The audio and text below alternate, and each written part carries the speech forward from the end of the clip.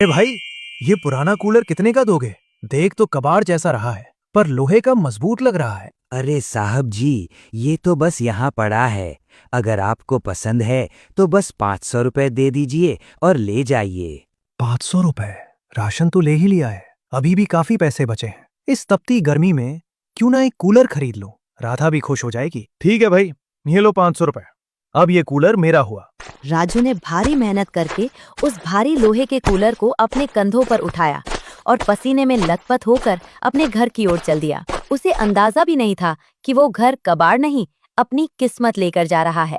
ओ जी, ये क्या आफत उठा लाए। घर में खाने को दाने नहीं हैं और आप ये सड़ा गला कबाड़ ढोकर ला रहे हैं। कहाँ से आए इसके पैसे? अरे राधा, शांत हो जाओ। ये देखो, मैं 10 दिन का राशन लाया हूँ और सेठ जी ने मुझे 10,000 रुपए का कर्ज भी दिया है। अब हमारे पास बहुत पैसे हैं। 10,000 रुपए का कर्ज और उस पर ये कूड़ा? पागल हो गए हैं क्या आप?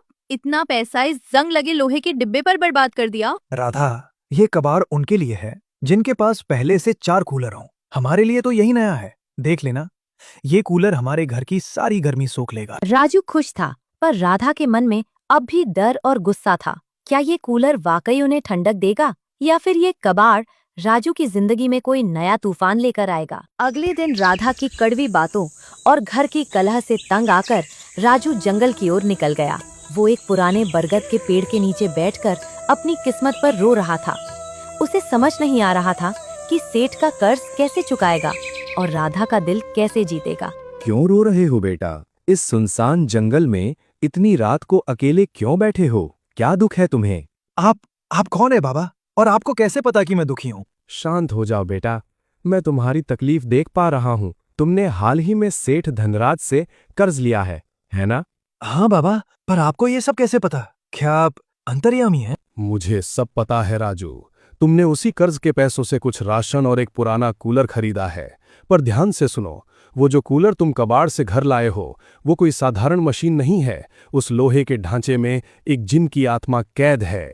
जिन? हे भगवान! बाबा, मतलब भूत? मैं तो उसे घर ले आया हूँ। अब मेरी राधा का क्या होगा? डरो मत, वो एक नेक रूह है, पर असली खतरा वो कूलर नहीं, वो सेठ है। उसने धोखे से कोरे कागज पर तुम्हारा अंगूठा इसलिए लगवाया है ताकि 1 महीने बाद वो तुम्हारा घर हड़प सके। वो एक लालची इंसान है। क्या? तो बाबा, अब मैं क्या करूं? मैं तो बुरी तरह फंस गया हूं। मेरे पास इतना धन भी नहीं है कि 1 माह के भीतर कर्ज चुका पाऊं। बेटा, मैं सिर्फ राह दिखा सकता हूं, करना तुम्हें ही है।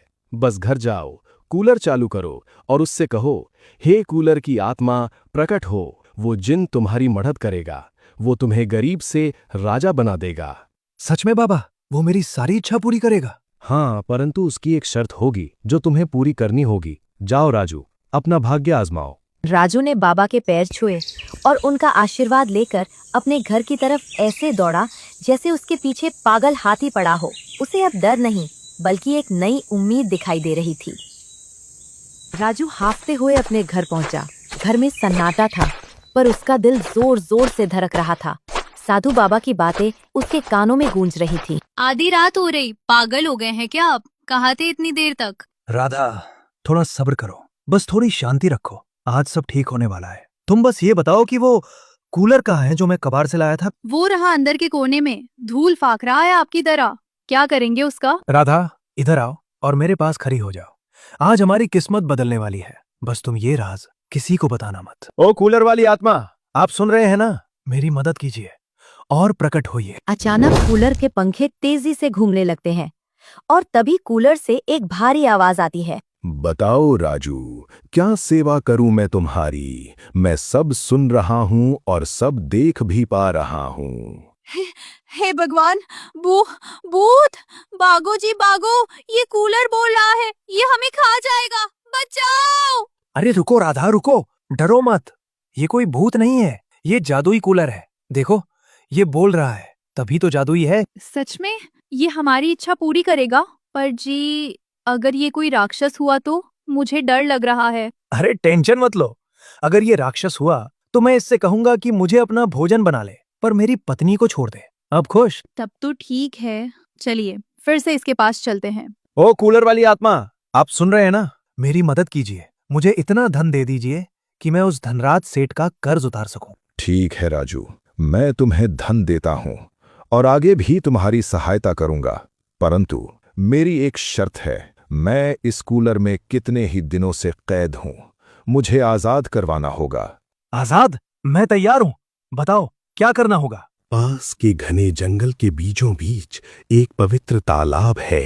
वहां से थोड़ा जल लाकर इस कूलर में डाल दो। जैसे ही वो जल कूलर में डालोगे, मैं आजाद हो जाऊंगा। मुझे तुम पर विश्वास है राजू।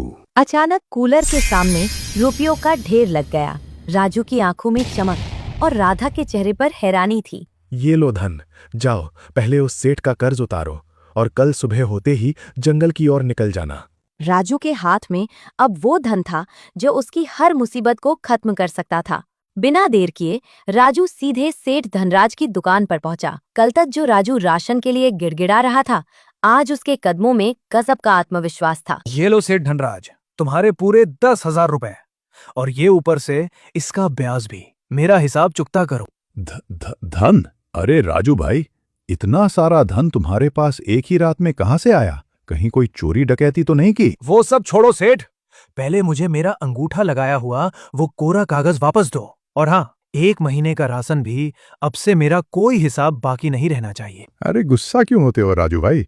ये लो अपना कागज। बोलू, राजू भाई के लिए पूरे महीने का राशन पैक कर, और वो भी सबसे बढ़िया वाला। शुक्रिया सेठ। राजू राशन लेकर खुशी खुशी घर की ओर निकल गया, पर पीछे दुकान में सेठ के दिमाग में शैतानी साजिशें पकने लगी थी। क्यों रे बोलू, कुछ अजीब नहीं लग रहा? पहले वो बाबा आया और अब ये राजू। कल तक जो दाने दाने को मोहताज था, आज पूरे महीने का राशन एडवांस ले गया है। मालिक, मुझे भी कुछ समझ नहीं आ रहा। दाल में कुछ काला नहीं, बल्कि पूरी दाल ही काली लग रही है। कुछ तो गड़बड़ है भोलू, और उस गड़बड़ का पता मुझे लगाना ही होगा।